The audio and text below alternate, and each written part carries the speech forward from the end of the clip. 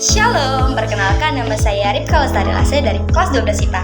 Dalam video kali ini, saya akan membahas mengenai perdamaian dunia dan apa sih isu yang dapat mengancam perdamaian dunia. Selamat menyaksikan. Perdamaian dunia bagi sebuah negara adalah hal yang penting. Dengan adanya perdamaian dunia, sebuah negara dapat berkembang dan memiliki persamaan hak asasi manusia, pendidikan, teknologi, dan juga kesehatan. Hal itu mewujudkan bahwa perdamaian dunia memiliki peran besar dalam mewujudkan kemajuan sebuah bangsa. Jika perdamaian dunia terwujud, setiap negara mampu melaksanakan tugasnya sendiri, seperti menjaga kestabilan ekonomi, kestabilan politik, hubungan internasional yang baik, maupun kestabilan pada pertahanan dan keamanan negara. Hal yang dapat dilakukan sebagai cara dalam mewujudkan perdamaian dunia adalah dengan memastikan setiap kawasan negara di seluruh dunia menjadi kawasan yang bebas senjata nuklir. Tujuannya tidak lain adalah untuk kepentingan yang lebih luas di tingkat global, yaitu mewujudkan perdamaian dunia tanpa adanya senjata nuklir. Perlu kita ketahui bahwa senjata nuklir dapat menimbulkan ledakan yang memiliki dampak negatif. Efek yang dapat ditimbulkan dari ledakan senjata nuklir berupa luka bakar bagi tubuh manusia akibat paparan radiasi termal hingga radiasi pengion. Selain itu, zat radioaktif yang ditimbulkan dari ledakan tersebut dapat menimbulkan kerusakan lingkungan mulai dari pencemaran air, udara, dan tanah dalam jangka waktu yang lama. Zat radioaktif dapat menyebabkan keracunan radiasi akut yang dapat berujung pada kematian. Namun, orang-orang yang selamat juga akan mengalami nasib buruk. Mereka akan mengalami kanker sepanjang hidup mereka.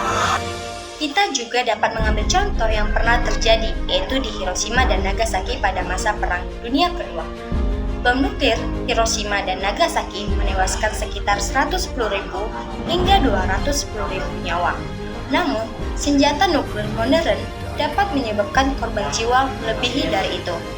Menurut laman Nukemap, rudal balistik aktif milik Cina, Dongfeng yang kelima, memiliki daya ledak 5 megaton TNT.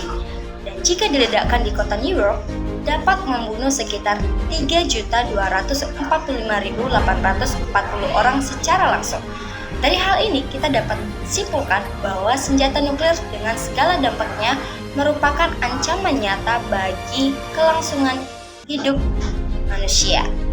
Namun dengan kebijakan dan perlindungan yang tepat, kita dapat membantu melindungi kita dari kesalahan, kecelakaan, dan pengambilan keputusan yang buruk, dan kita dapat berupaya mewujudkan dunia yang bebas dari ancaman nuklir.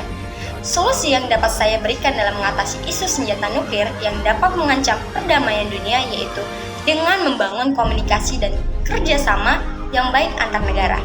Dengan adanya komunikasi dan kerjasama yang baik, setiap negara dapat menangani sebuah konflik dengan mencari solusi yang saling menguntungkan, sehingga tidak akan terjadi perang yang dapat melucuti senjata nuklir. Selain itu, meningkatkan pemahaman dan kesadaran tentang perbedaan budaya, agama, nilai-nilai, dan perspektif yang dapat memicu konflik, meningkatkan pembangunan ekonomi dan sosial untuk mengurangi ketidakadilan, kesenjangan, dan ketegangan yang dapat menyebabkan konflik juga, serta memastikan keberadaan sistem hukum yang kuat, independen, dan adil, serta perlindungan hak asasi manusia yang memadai, serta mengembangkan sistem politik yang inklusif, mengatasi korupsi, dan memastikan distribusi kekuasaan yang adil. Hal ini dapat dilakukan untuk mencegah terjadinya sebuah konflik antar negara yang dapat menimbulkan pemikiran untuk melucuti senjata perang yang dapat mengancam perdamaian dunia.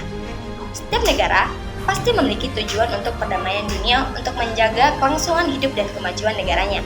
Namun, hal ini tidak dapat terwujud jika setiap negara masih belum menjadi kawasan yang bebas dari senjata nuklir.